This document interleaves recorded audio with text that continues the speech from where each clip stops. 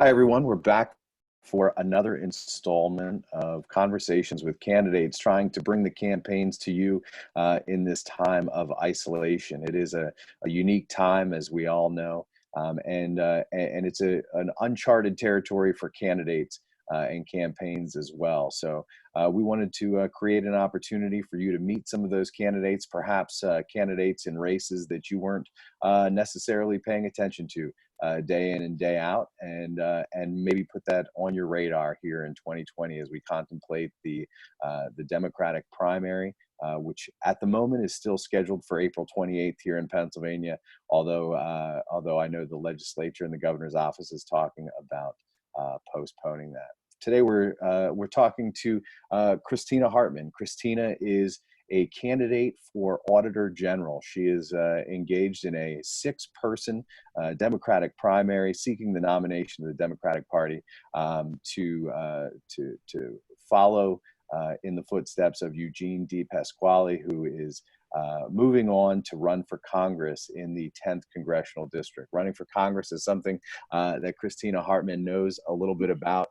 Christina, for those folks out there who don't know you, who haven't had a chance to meet you on your stops to Erie, please introduce yourself. Tell us a little bit about you. You're from Southeast Pennsylvania, and let the folks here in Northwest PA get to know you a little bit better. Sure. Well, thanks, Jim, for having me on, and thanks for this opportunity.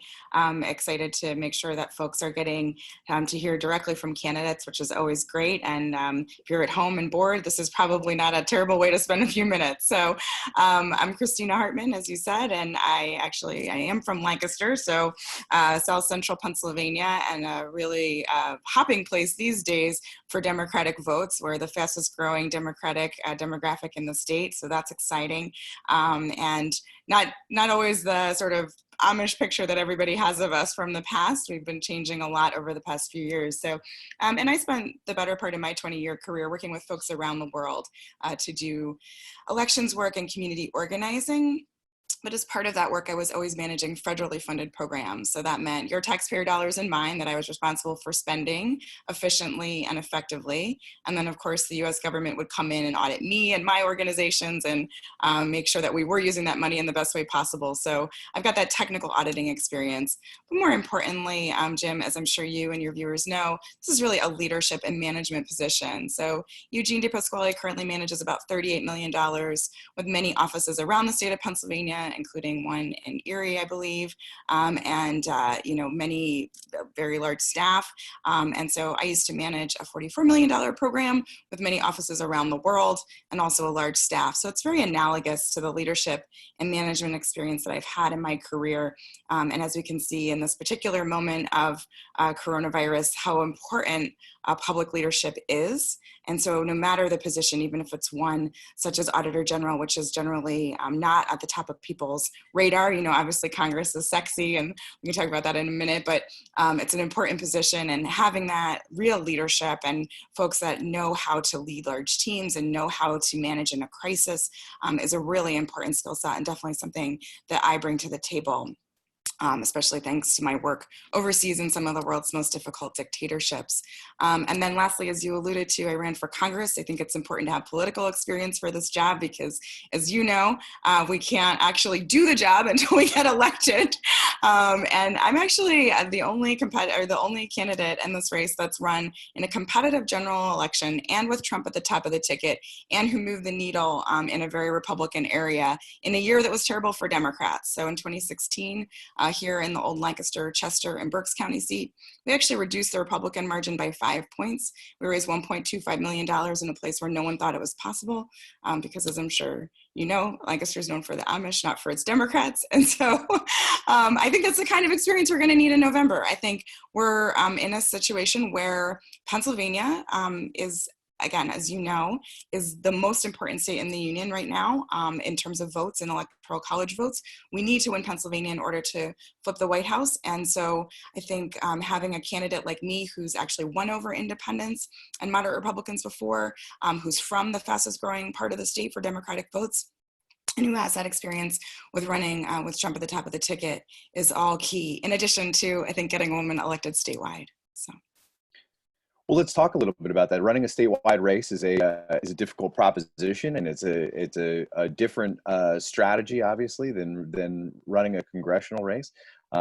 Campaigns are campaigns to some extent, but Pennsylvania is a large state, and there are a lot of voters, to talk to and to reach out to during the months of this primary campaign. And which seems like it's been going on for a year or more now, but probably feels longer than that to you. Talk a little bit about what it's like to try to crisscross the state and get to know everybody, and to reach out to the people that you're going to need to talk to, and to share your experiences with, and to share your leadership experience with as you march toward primary election day.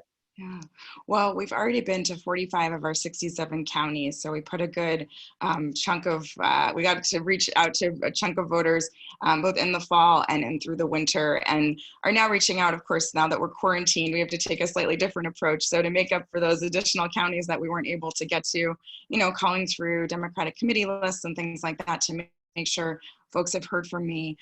Thankfully, we have a lot of organization in place here in Pennsylvania, as you know. So working both through the Democratic committees as well as groups like Indivisible and others that have been set up, Lancaster Stands Up, Pennsylvania Stands Up, these kinds of organizations that gather together like-minded folks who vote in Democratic primaries, who also will use their voice to talk about me and others. A lot of this is word of mouth in the situation, of course, digital as well as mail, and then earning county endorsements. So statewide endorsement went to a non-endorsement. And so really, earning those county endorsements, we, of course, won Montgomery County and Chester County, some of the important Philadelphia suburbs. We won Philly's 5th ward, because in Philly, you have to sort of win ward by ward in a lot of ways. And so, already building that momentum that's necessary for a statewide win.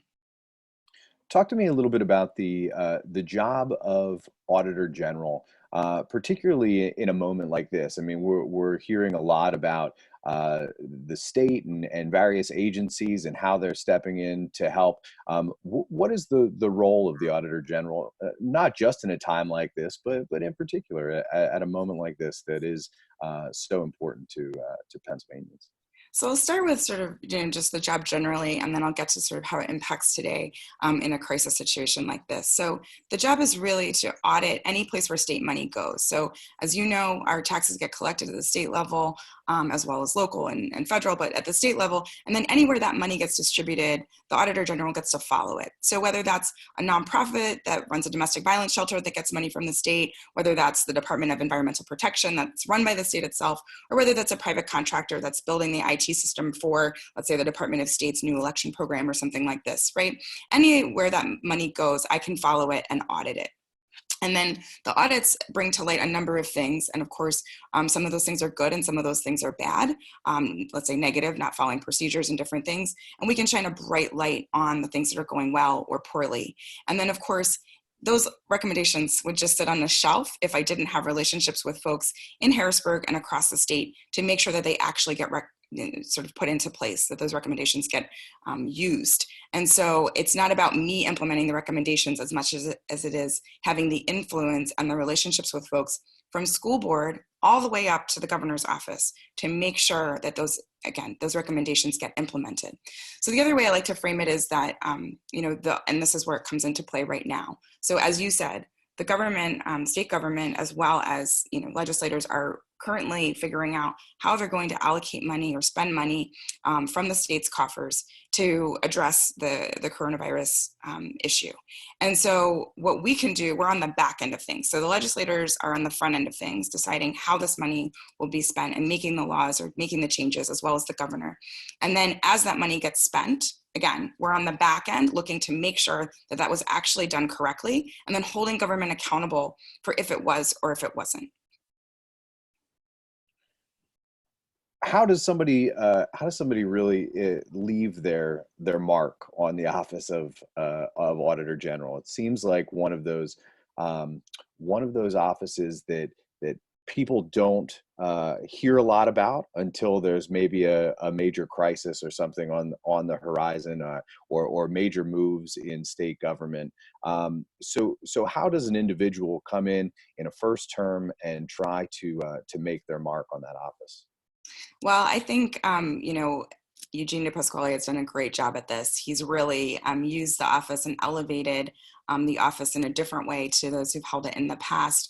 I think in large part by using media to communicate the messages. So I think most folks in Pennsylvania, fortunately or unfortunately, find out about the Auditor General's office because of something that happens in their school district, generally speaking. About a third of the Auditor General's audits are done on school districts throughout the state and throughout the Commonwealth. And so, for better or for worse, oftentimes that's how folks get to know the office. But usually what's made clear to me over the past 8 years that Eugene has held this role, but also now as the candidate for this role, is that people are really, like, the average voter, Democrat, Independent, or Republican, it doesn't matter, is looking for that government accountability. They are looking for a person that is going to make sure that their money was used in the best way possible. So again, whether that's at the school district level, because that's how it often impacts people the most in Pennsylvania, or it's something related to healthcare and prescription drug costs, because we can audit those pieces, or if it's criminal justice and looking sort of big picture and saying, are we actually addressing, education and rehabilitation inside the Department of Corrections so that when people come out, they don't reoffend and we spend more money. All these issues can be looked at. And I think it is about picking a few issues and then looking deeply into them, but also working together with the media to try to get that word out so that folks know what's going on in their community and how their money is or is not being used in the best way possible. Christina, as we mentioned earlier, it is uncharted territory for campaigns to be kept off the street and not out shaking hands and meeting voters. If voters want to learn more about you, where can they find you online? Sure. So our main website is ChristinaMHartman.com, but of course we encourage folks to take a look at that, where you can see my endorsements and things like that, but also engage on social media, because that's more of a personalized interaction, either on Facebook and Twitter, YouTube, Instagram. We're all at Hartman4PA is our handle on all those platforms. So we'll be happy to meet people where they are on social media, and they'll probably be seeing me in the mail and hopefully in other avenues like the one we're doing today to get the word out. Wonderful. Well, I want to thank you for your time, and thank you for meeting us digitally on the campaign trail as well. We appreciate you. This will be, of course, available on social media and at eriereader.com. ChristinaMHartman.com. Don't forget the M when you plug in that URL. ChristinaMHartman.com is the website, and you can link to her social media through the website as well. And we also want to remind all the voters out there that you can register for a mail-in ballot this year. Stay safe, stay healthy, ease congestion at the polls, and go to votespa.com, VOTESPA.com, to apply for that mail-in ballot. Regardless of when we actually hold the spring primary here in Pennsylvania, that mail-in ballot will come to you. You can fill it out at home, and here in Erie County, the Erie County Board of Elections and Erie County Council has graciously agreed to pick up the postage to return your ballot to the county courthouse as well. So we're grateful to them for that. We want you to take advantage and vote as easy as possible at votespa.com to fill out that mail-in ballot application. Christina, thank you again for your time and for your candidacy. It's an important thing for people to get involved, and a big step for people to run as you're doing this year. So thanks again, and thank you again for your time. Thank you. Thanks so much.